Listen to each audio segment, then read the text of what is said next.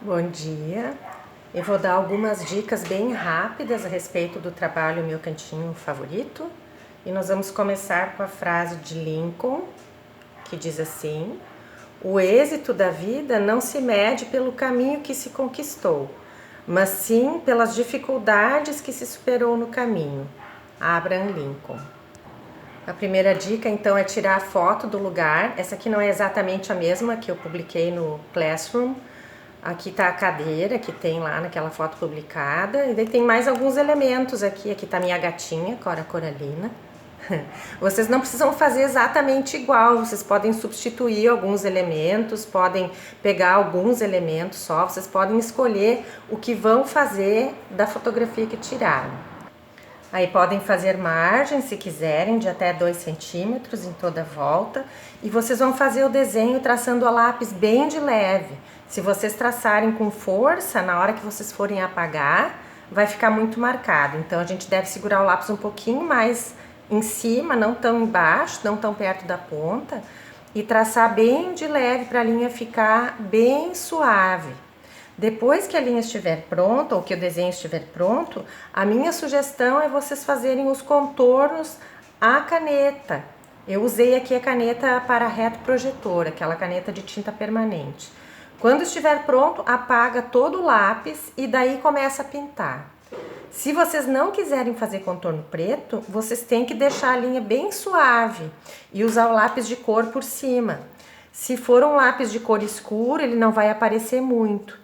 Mas se ele for mais claro, aí se eu deixei a linha grossa, ela não vai, o lápis de cor não vai cobrir, ó, vai ficar, ele fica aparecendo o lápis. Então é importante que vocês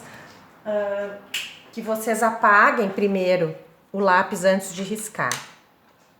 Depois de passar a caneta, se vocês passarem a caneta e apagar ou passarem o lápis, apagar antes de passar, vocês vão escolher as cores. Esse trabalho deve ser feito com 3 cores. Aí vocês podem escolher se vocês querem um trabalho bem contrastante. Vou dar alguns exemplos assim.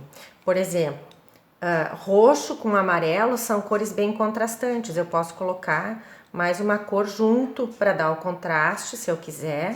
Eu posso trabalhar com o vermelho, o que contrasta bastante com o vermelho? O verde, e daí uma cor, aí vai depender como eu quero a combinação, pode ser um amarelo também, ou eu posso usar cores mais dentro de uma mesma linha, azul claro, azul escuro e um lilás, são cores mais frias, ou cores mais quentes, então vermelho, amarelo e laranja, então vai ficar um trabalho com cores mais quentes.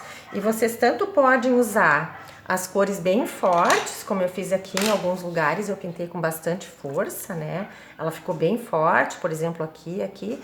Em outros lugares eu pintei mais fraquinho. Qual é a dificuldade de pintar mais fraquinho? É que facilmente a folha fica marcada, a gente consegue enxergar a linha. Então, como é que vocês vão fazer para pintar se vocês querem pintar suave e não querem que fique marcado? Vocês vão segurar o lápis mais atrás e mais de lado e vão não fazer muita pressão. Vão pintar numa direção e depois vão pintar por cima numa outra direção, segurando também atrás e pintando com a ponta meio de lado. Eu posso usar uma terceira ou uma quarta direção da linha, de maneira que vai ficar uma rede de linhas e a gente não vai conseguir identificar nenhuma, mas ela vai continuar clarinha. Eu posso inclusive usar degradê, ó, que eu vou fazer mais forte, isso é tudo com a mesma cor, mas ela vai ficar com várias tonalidades. E eu vou sobrepondo diversas direções de linha, vou diminuindo a pressão de maneira que se forma um degradê. Então, apesar de poderem usar apenas 3 cores, vocês têm toda a gama de tonalidades que uma cor pode oferecer.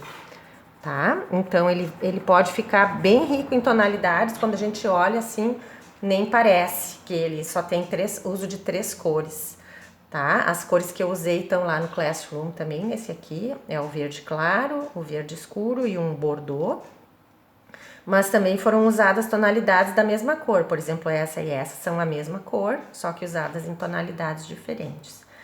Tá? Então, o trabalho é bem livre, vocês podem usar sem contorno preto. Procurem deixar algumas coisas em branco, mas não muitas, poucas coisas em branco.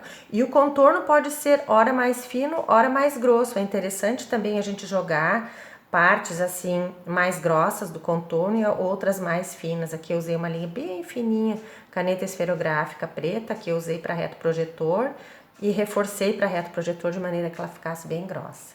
Tá bem? Qualquer coisa é só me perguntar. Bom trabalho!